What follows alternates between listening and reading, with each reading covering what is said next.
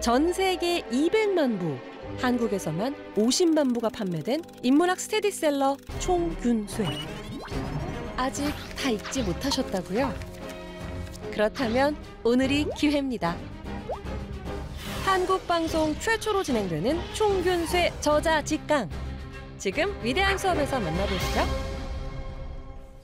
Welcome to 위대한 수업, Great Minds. I'm Jared Diamond, professor of geography at the University of California in Los Angeles. I write books about human societies and their histories and geographies and why people in different countries are similar to each other in some ways and different from each other in other ways. Until the year 9000 BC, which is the end of the last ice age, human societies around the world were much more equal than they were in 1492. As of 9000 BC, as of the end of the last ice age, everybody everywhere was still using stone tools and wooden tools. Nobody had steel tools anywhere in the world. Nobody had writing. Nobody had kings. Nobody had armies. Nobody had smallpox. The world was equal 9000 BC. By the year 1492, the world had become very unequal, with Europeans, Eurasian people, being ahead of the rest of the world in technology and writing and other things. How did the world develop so unequally between 9000 BC and the year 1492? The answer to that biggest question of history is the development of agriculture. Agriculture meaning growing your own food. Throughout human evolution until 9000 BC, all humans were hunter-gatherers, like our closest relatives, closest animal relatives, the chimpanzees. Hunter-gatherers produced few or no food surpluses. Instead, every person in a hunter-gatherer society had to go out and hunt and gather, and there were no full-time inventors, scribes, kings, bureaucrats, or soldiers being fed by the rest of the people who were hunters and gatherers. All of that changed with the origins of agriculture beginning around 9000 BC. Agriculture means growing plants in gardens and herding animals in pastures instead of gathering plants or hunting animals out in the forest and in other wild habitats. Growing wild plants and animals in gardens and pastures resulted in unconsciously modifying plants and animals so that they became different from their wild ancestors, different in ways that are more useful to us. Agriculture resulted in far more food becoming available to us.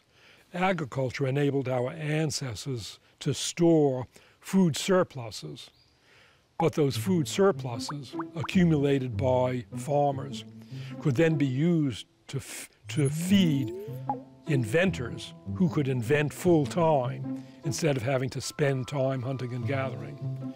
And those food surpluses could be used to feed scribes and kings and bureaucrats and soldiers.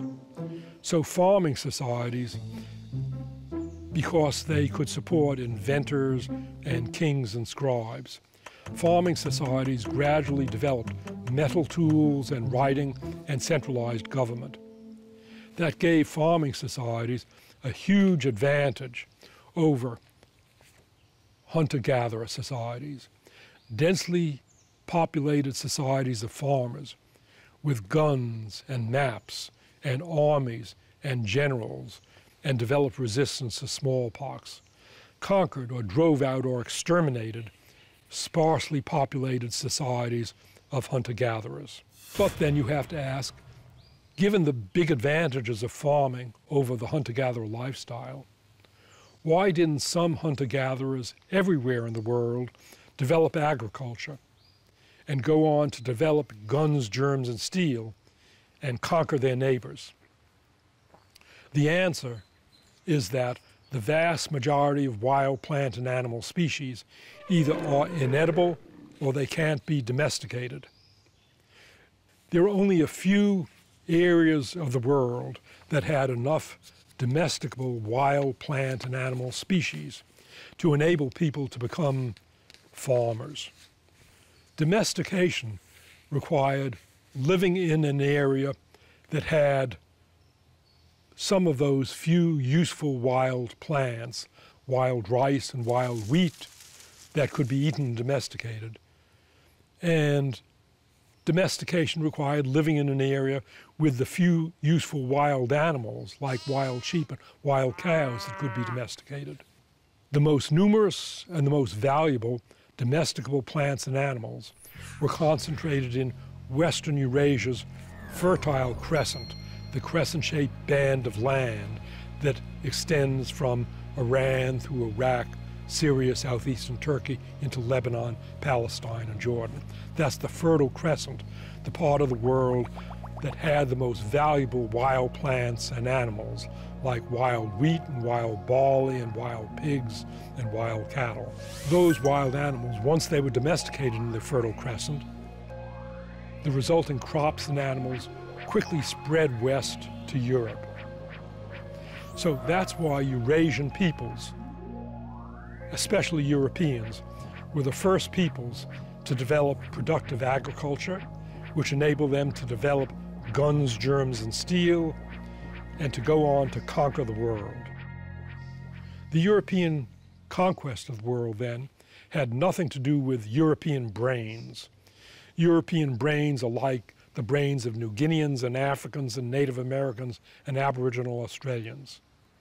Instead, the European conquest had everything to do with Europe's proximity to the Fertile Crescent, and with the Fertile Crescent environment, and especially with the Fertile Crescent's domesticable wild plants and animals.